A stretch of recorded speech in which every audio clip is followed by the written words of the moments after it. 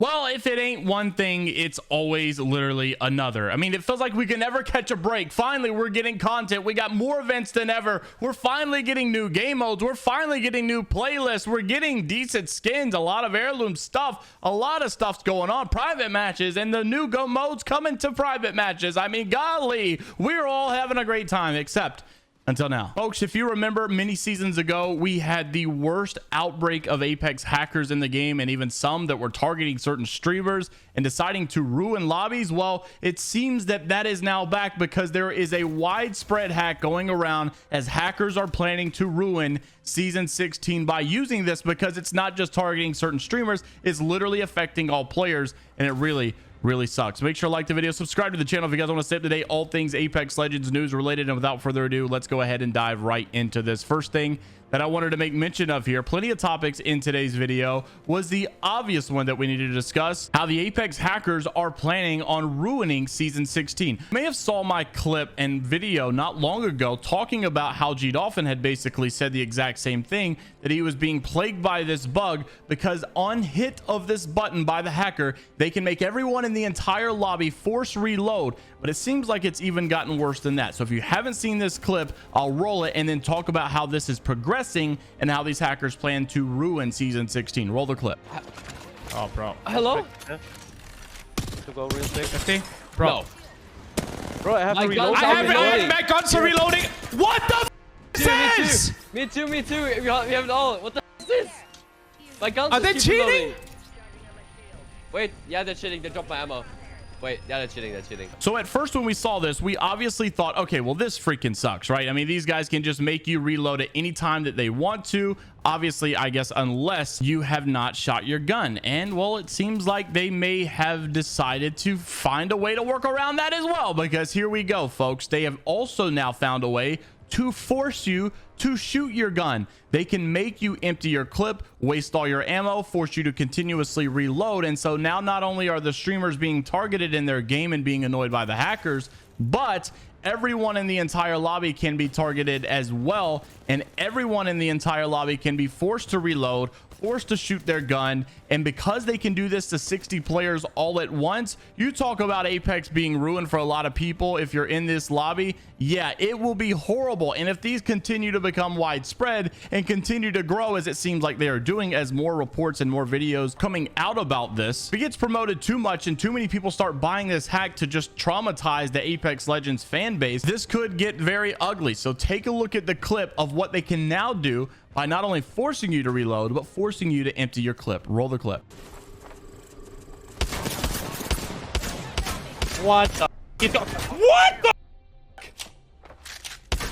What? Hello? Hello? What?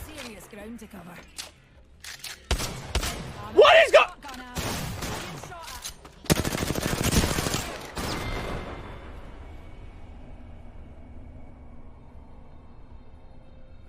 What the? So yeah, some pretty annoying stuff, and it's really sucky because we haven't really had a season that was like very bad with cheaters and hacks like in honestly the last couple of seasons. Of course they always exist, right? Of course you have rank grinders and stuff that don't get banned that make it all the way up there, and it kind of sucks to see sometimes. But we haven't really had like that 2-feed level of traumatizing people and forcing them into your lobby and then getting sniped by a bronze player in the Apex Predator lobby who is also a hacker, and he's DDoSing everybody, making them leave the lobby or making them quit the game, and then also maybe like, you know, aimbotting everyone in the lobby as well. We haven't really had that level of stuff in quite some time. So this is like the new wave. So instead of like hacking and aimbotting and walling, it's forcing people to not be able to even play. And it's kind of frustrating because at least on one hand, if they are aimbotting, you can give it your best shot to go against them. But this, you literally can't even try. Now, the only good news that I do have about this is it seems like in the more real world that there's actually been a little bit more punishment as of late, going with all of these cheat accusations and cheat developers and cheat creators, and not just necessarily the cheaters. So like, we obviously got to get to the source of all of this, right? Like, we can't just ban and get mad at the people that are using the cheats. We need to get like the source of all of this stuff to go away. And I'm not sure that we'll ever exactly be able to do that, but Charlie Intel did report just a couple of days ago that a judge had apparently ruled 2 individuals who created Call of Duty cheats for engine owning that they were liable for $3 million in damage to Activision. People even making jokes in the comments. They went from engine owning to engine owned. So yeah, if Apex started cracking down on these cheat developers and actually making them pay $3 million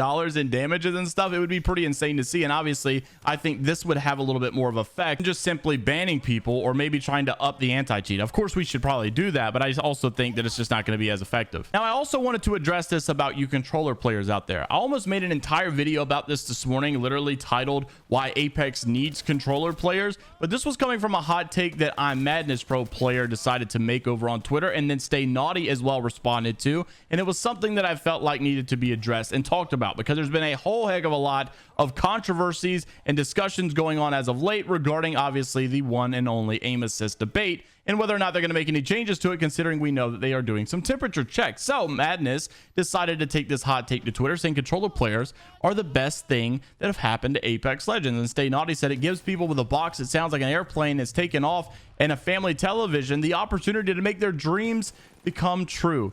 4 years ago, I was that guy. The mass majority of the Apex fan base is literally a lot of controller players out there. And if we didn't have these people that were in our community, as much as we make fun of them or as much as people talk down upon them, honestly, Apex would be quite dead. And also, we all know that if you're going to hang out with someone IRL, you'd rather them be a controller player than a mouse and keyboard player. It's just fact. And I'm a mouse and keyboard player. Trust me, I know. Now, lastly, just as we close out the video, I wanted to make mention of this because I thought it was really interesting considering that Apex Legends is actually from like the Titanfall universe. There's a lot of people that still play Titanfall 2 and they have like this whole modded version of the game. I think it's called like North Star or something like that. And you can do a lot of amazing things in that game. And it's super fun. It's actually like a whole development team that is over there as well. It's pretty neat. However, one of their like lead guys over there, like this guy's name Iniquity, Derek, he's also been like on like all the viral posts for the latest Titanfall 2 stuff that has been going on. Well, they've actually created, listen to this, a Titanfall Battle Royale mod. So yes, it's literally Titanfall 2,